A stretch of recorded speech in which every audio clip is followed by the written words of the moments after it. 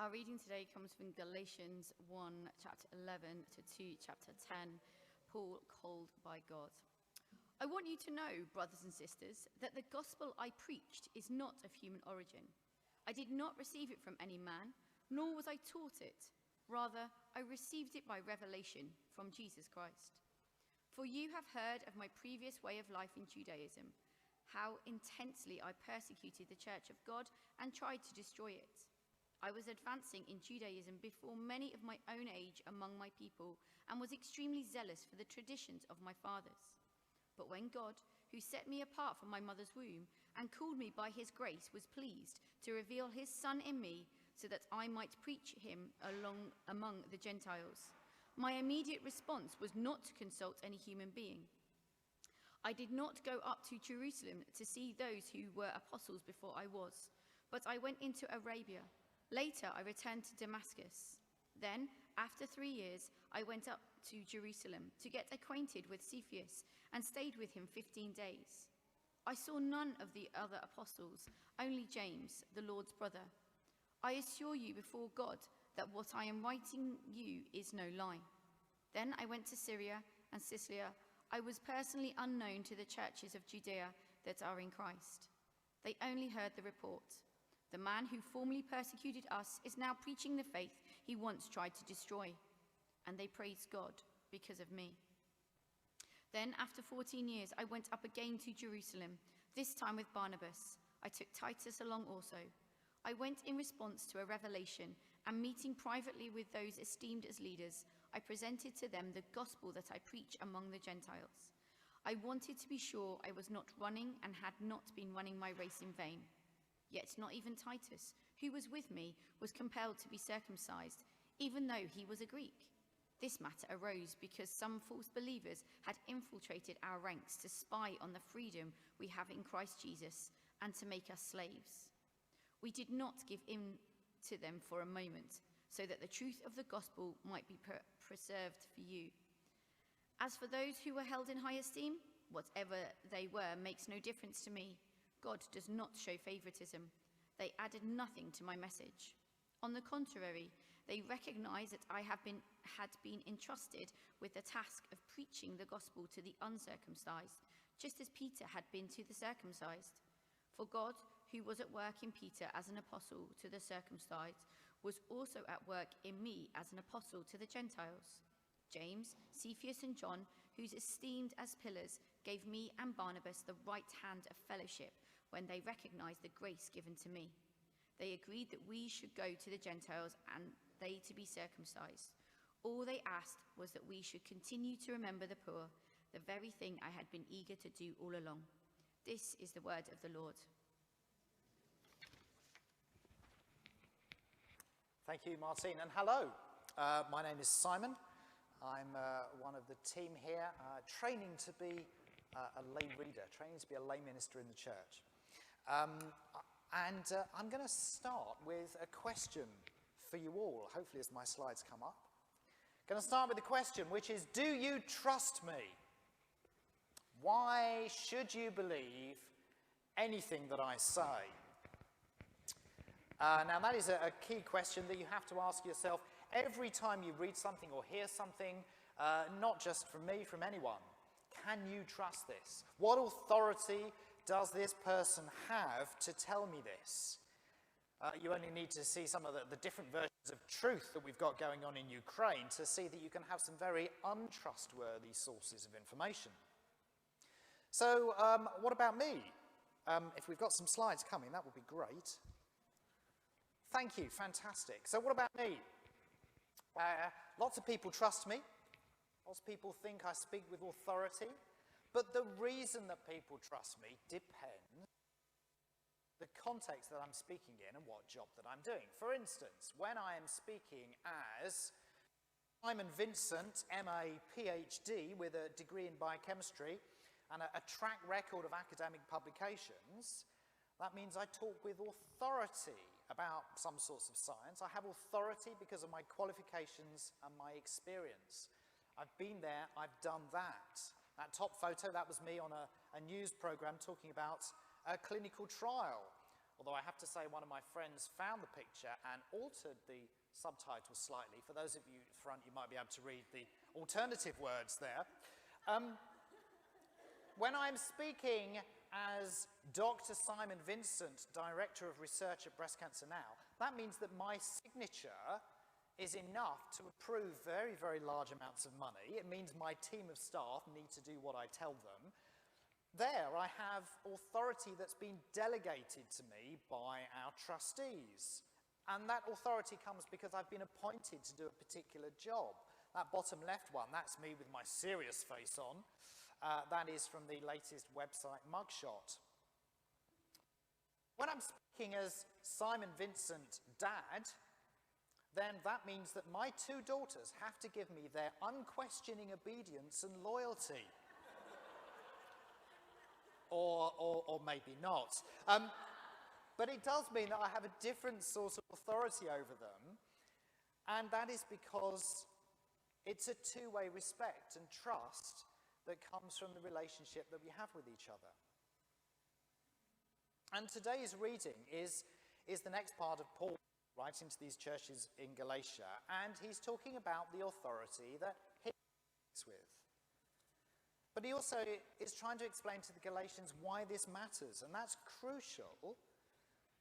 And we'll see that Paul has some of those sorts of authority that I've just talked about. Paul shows that he's qualified to teach. He shows that he's been appointed to teach, and that he's earned the right to teach because of the relationship that he has with all of those churches. So we'll see those three questions. But there are questions behind the questions. Who said he was qualified? Who delegated that authority? What gave him that right? And we'll see these things today. We'll see that his teaching doesn't come from his own cleverness. He wasn't just appointed by all the other apostles. He wasn't representing just one head. He didn't just make this stuff up. No, his status has been summed up by the very first sentence of the whole letter, chapter 1, verse 1. Paul, an apostle, sent not from men nor by man, but by Jesus Christ. And that means that the Galatians had to listen to what Paul was saying, and we do too. So I would urge you to get your Bibles open. We had the reading read beautifully to us this morning by Martine, but you do need to keep looking back at your Bibles. You've got the church Bibles. We're on page 1168. Galatians Chapter 2, Chapter 1, starting from verse 11. Jen gave us a fantastic view last week of the really big picture. Paul set out the arguments that he's going to make. And it's roughly this. God has called you Galatians, and he's offered his grace, his free, undeserved gift out of his love. And that grace comes through Jesus Christ, who God raised from the dead. That is the gospel. That is the good news. But now you are turning to a different gospel, and some people are trying to pervert the truth. Now, Jen told us all that last week. But you'll notice in today's reading, Paul hasn't actually told us yet what the real gospel is. He hasn't told us why some people were getting it wrong. That doesn't actually come up until chapter 2, verse 15. And we're going to start hearing a bit more about that next week. So if Paul doesn't get to the point until well into chapter 2, what is it that we can learn from chapter 1 and this first chunk that we heard today? Well, some scholars reckon that this is the very first letter that Paul wrote. And if it is, this is the first record that we have of any of his teaching. And so this letter is crucial to explaining the faith that we have today. Paul has set himself up to develop this big argument. He's going to show why these Galatians, they will be eternally condemned if they get the good news wrong. But then he takes a bit of a digression. And he spends the next chunk of this letter defending himself. Why? Well, this is life or death stuff in this letter. And he needs to show that he's got credibility. He needs to show that people should listen to him. Because in next week's passage, he's really going to lay into some of those famous apostles that we heard about this morning. He's going to really have a go at people like Peter. And so he needs to make sure he's on solid ground. And you could argue that today's bit of the letter doesn't really tell us very much about the theology at the heart of the argument, but it does tell us an awful lot about Paul. If this was the first letter that Paul wrote, then that makes this the earliest part written of the whole of the New Testament. This letter is older than the Gospels. This is older than Acts. If you want to go back and find out what makes Paul tick, you go to Galatians first, not to Acts. So how does he defend himself? Well, I think there are two key points that he's making. That this good news that he is preaching comes directly from Jesus Christ himself. And second, that there is only one version of this good news. So let's have a look at those 2 points. The first part of the passage, up to the end of chapter 1, that covers that first point. The message that Paul is preaching is not something invented by humans, neither him nor anyone else. And he states his main point there in verse 11, the gospel I preached is not something that man made up. It came from Christ.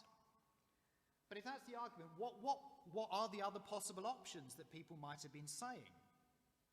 Well, perhaps Paul was making up this new way of thinking because he'd seen the errors of Judaism and he'd been convinced of the arguments of the Christians that he met. But that can't be true. Look down at what he says. He says, I was the most Jewish of Jews. I was zealous for the traditions of my fathers, there in verse 14. In fact, he was so zealous that until relatively recently, he'd been trying to destroy the people bringing this message of good news. Paul was the one sent by the chief priests in Jerusalem, the leaders of the Jewish establishment, the bishops and the archbishops of their day. Paul was the one sent by them to root out these heretical Jesus followers and take them prisoner. Acts tells us that Paul caused havoc in Jerusalem. Was he likely to have changed his mind? No. And actually, in passing here, in this little bit of the letter, he's making the case that he is qualified to talk about complex subjects like the law and justification and our relationship with God. He's an expert in this area. And that's going to be important for a few weeks' time when people like Mark start really getting into the detail of this argument. But for now, we can see here that Paul is that convert who becomes the most eloquent evangelist back to their former community because he already knows all the objections and all the arguments. So if he didn't make it up, did he get all of these ideas from all the other apostles, the ones that knew Jesus? Well, no. Again, have a look at verse 17. Once he heard the message, he went immediately into Arabia. That was probably the area around Damascus. And he worked there for 3 years. Now, we know from Acts that some believers in Damascus, people like Ananias, they welcomed him. But Paul says that he didn't consult them about this message. And yes, in verse 18, he did go to Jerusalem, but that was 3 years later. And he was only there for a short time. And he just saw James and Peter, none of the rest. This wasn't a chance to meet lots of others, to get the story straight, to check in with them. So Paul's first visit to Jerusalem was only after 3 years. He only lasted 2 weeks, and he only saw 2 of the apostles. And then he spent the next 14 years miles away in Syria, a world away from all the congregations in the Jewish heartland in Judea. So no, he didn't get this message from the other apostles. So if he didn't make it up, if he didn't learn it from others, where did he get the message from? Could you move on to my next slide, please? Thank you. It's there in verse 12. It came by revelation from Jesus Christ. And in these verses, Paul expands on the point that he's made in chapter 1, verse 1. And he says that he was chosen by God. If you look at verse 15, you might have noticed that the translation that Martine was reading and what was up on the screen was slightly different. There's a bit of an alternative, not quite sure what the right is there. But the phrases used are that he was set apart at birth or that he was set apart from my mother's womb. And that language, that's probably a nod to the great Old Testament prophets like Jeremiah and Isaiah. Just compare it. This is what Jeremiah said at the start of his ministry in chapter 1 of his book. The word of the Lord came to me, saying, before I formed you in the womb, I knew you. Before you were born, I set you apart. I appointed you as a prophet to the nations. So Paul is setting himself up as the successor to these Old Testament prophets. But crucially, not just any Old Testament prophets, but the prophets that had a particular message to the Gentiles, not just to the Jews. And once Paul was chosen, then he was met by God on the road to Damascus. Look at how he describes it. In verse 12, all of this was received by revelation from Jesus Christ. In verse 16, God revealed his Son in me. I get the sense that this wasn't just a voice, this wasn't just a vision. This was a full experience of God that took over all of Paul's senses, completely filled him up. But that revelation on the road to Damascus, that was only the start. Perhaps Paul's full understanding of who Jesus was, perhaps that only came when he spent those 3 years in Arabia. Don't forget, the other apostles, they'd had 3 years with Jesus on earth, learning from him in person. Paul now gets 3 years with Jesus on his own, meditating on those Hebrew scriptures that he knew so well, and coming to understand this good news about God's grace for all people in all of its fullness. So, Paul has spent the first half of our passage today saying that his message is independent of those in Jerusalem. But now, in the second part of our passage, he makes a big thing of the fact that his message is the same as that preached in Jerusalem. There is only one gospel. So first, at the start of chapter 2, we see that Paul went to Jerusalem with Barnabas and Titus. And Paul was at great pains to point out that no one made him go. He wasn't summoned by anyone. He didn't feel as though he had to go to get accredited by anyone. So why did he go? Well, it's there in verse 2. He went in response to a revelation. Once again, his direction is coming directly from God, not from humans. Now, it's possible here that he's talking about a revelation that we read about in Acts chapter 11. And Acts 11 verse 27 says this.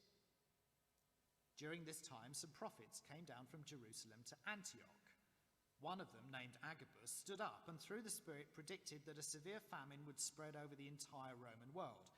This happened during the reign of Claudius. The disciples, as each one was able, decided to provide help for the brothers and sisters living in Judea. This they did, sending their gift to the elders by Barnabas and Saul.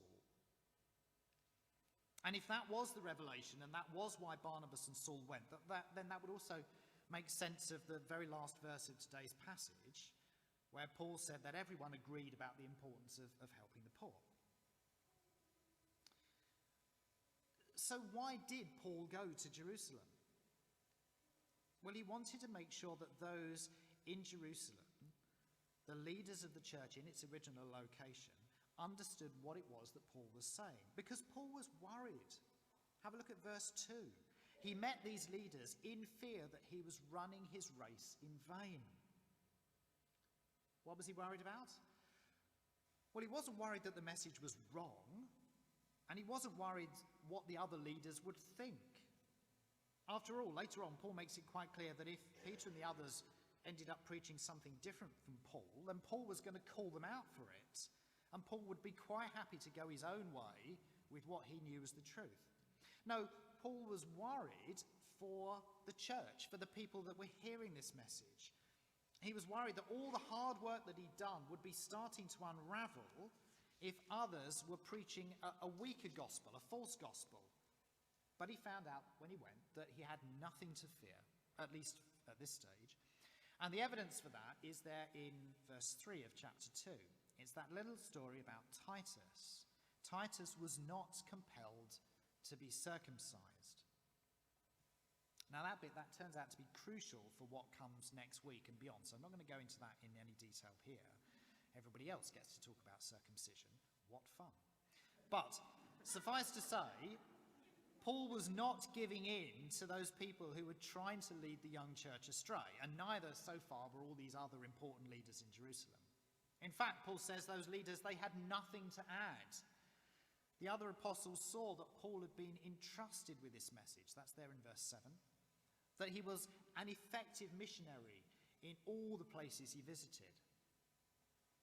When I read this, it reminded me a little bit of something that happened with one of my members of staff. It was a relatively new member of staff. I was just getting to know her, and we were going to go and visit one of our scientists, a scientist with whom we had a relatively tricky relationship. And I was going to let her do all the talking. Now, that's a bit nerve-wracking. If you've got someone else there who's doing what you would normally do, and they're doing it for the first time, you're thinking, are they going to get it right? Will I have to step in and help out? Well, the fact is, not only was she absolutely brilliant in that meeting, but she actually did it far better than I could have done. And on the train on the way back, I said, you're on your own next time. There's nothing more that I can teach you. And it's that sense here. I suspect Peter and James and the others, they were slightly nervous seeing Paul for the first time and thinking, what's he going to say? Has he got the right end of the stick? Is he along the same lines as us? And they find out it's going to be okay. There is nothing we can teach this man. You go with our blessing. They shook hands on it. It's there in verse 9. And they recognized that God had blessed Paul and Barnabas greatly. But I think the crucial point for Paul is those in Jerusalem, they accepted that Paul had been entrusted with the same good news. Paul wanted to make sure that the Galatians who were reading this letter knew that even though there were many teachers, there was only one gospel. Yes, Paul was going to take it to different audiences. Paul would preach it in different ways. But with Paul and Barnabas on one side and Peter, James and John on the other, they were going to be missionaries with the same gospel to different groups. They would complement each other with the same good news. So we can see in our passage today, Paul has established his authority. He said that it comes from divine origins and that it was the same message for all. And so the obvious question is, so what? Does this matter to anyone other than church historians? Well, yes, it does. Because even today, some people argue along the lines that Paul is this great intellect, but he's taken this simple message of Jesus and he's made it far too complicated. Maybe people don't like what Paul teaches in his letters. And so they talk about the faith of Jesus and the faith of Paul as if they were two separate things. Paul has misrepresented Jesus, they say. And if we want to go back to the real heart of our faith, we have to go back to Jesus. But if you take that argument further, you end up with many, many different gospel messages. There might be one based on what Paul wrote and one based on, say, James. After all, didn't Paul say that you are saved by grace and faith, and James said you are saved by works? Well, no, that's not what they said. And if you want to know more about that, go and look up my sermon on the website where I dealt with exactly that problem a couple of months ago. These divisions are false, but they still weaken the message that we bring in our church today. Paul himself warned that this sort of thing would happen. This is what he wrote at the start of his letter to that really troublesome church in Corinth. Some from Chloe's household have informed me that there are quarrels among you. What I mean is this: one of you says, I follow Paul. Another, I follow Apollos. Another, I follow Peter. Still another, I follow Christ. Is Christ divided? Was Paul crucified for you? Were you baptized in the name of Paul? So what do we do today? Do we accept Paul's version of this amazing good news, supported by all the evidence that he's listed in this letter? Or do we trust our own version, based on, well, what?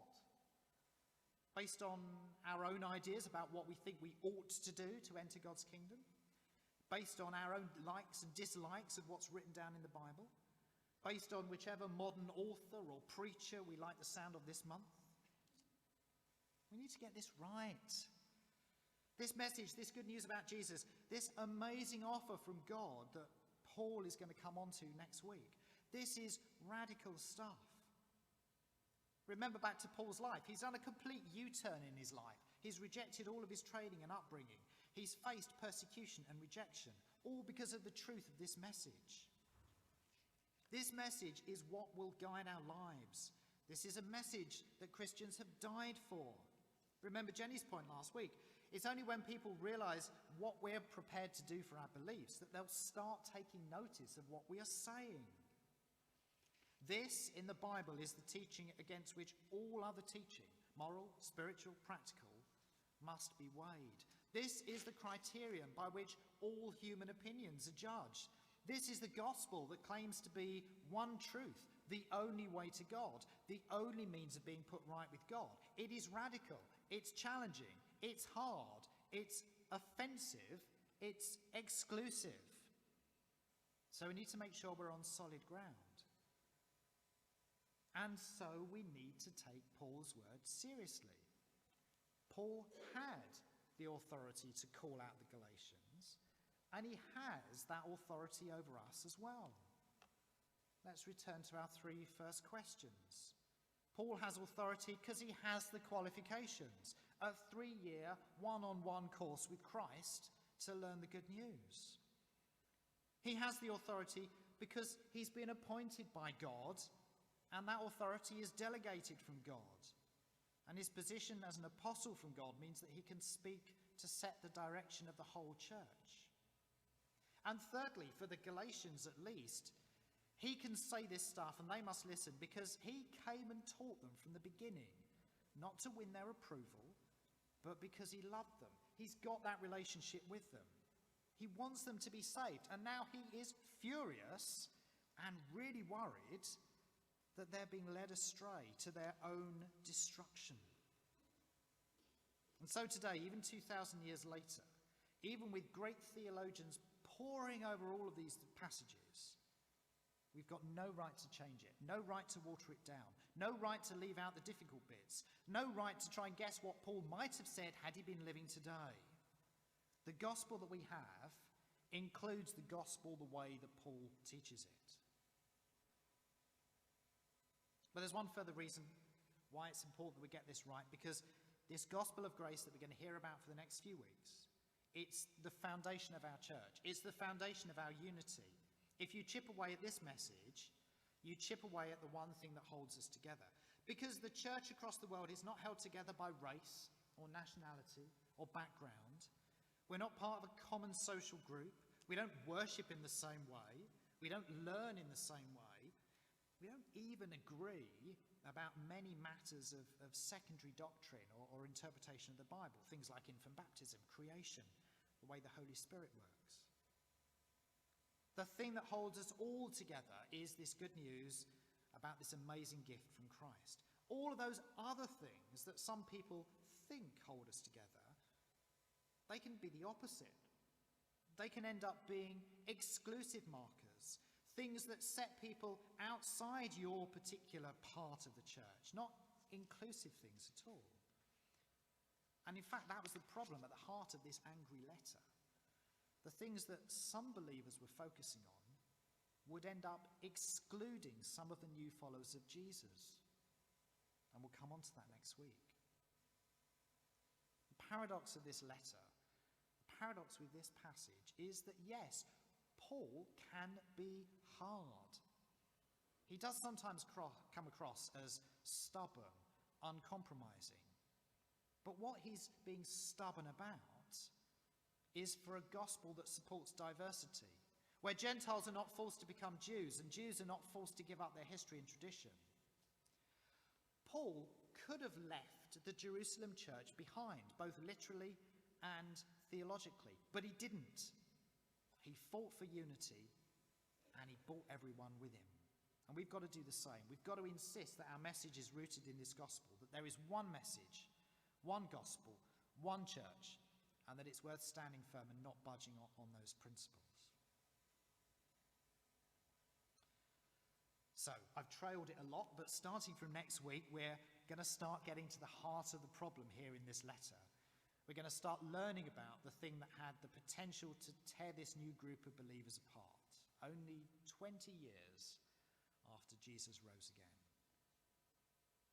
But first, we've seen today how Paul has stated his case to be heard. This truth is a truth that comes from Christ directly, and that is why the message then was crucial for the Galatians, and it's why it still has to guide us today. And so I'm going to ask if you'd do something for me. Test what you hear me say. Test Steve or Laura or Jenny or Mark. Test what we say against this letter. Test it against the rest of the New Testament. Test it against the rest of the Bible. And if you think we've watered it down, if you think we've left bits out, if you think we're putting Paul above James or Peter above the gospel writers, if you think that we've got the message wrong, then you should tell us, you foolish preachers, who has bewitched you? I'm astonished, Simon, that you are turning to a different gospel, which is really no gospel at all. Will you do that for me?